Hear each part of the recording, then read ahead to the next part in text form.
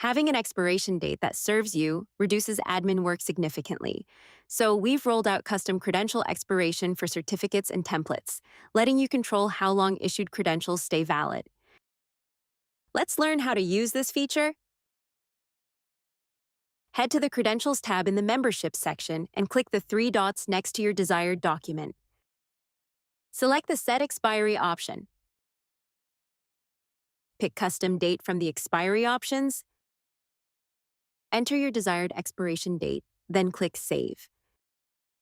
This feature gives you more flexibility over when your certifications expire, adding fixed options you can configure, relative options up to 36 months, and inline reminders so you can manage all configurations at once. From never expiring to a fixed date or relative durations from the date of issue, this grants you full control over your certificates, ensuring you can keep learners coming to renew their certifications or provide them with a permanent credential that minimizes manual work. We hope you enjoy it.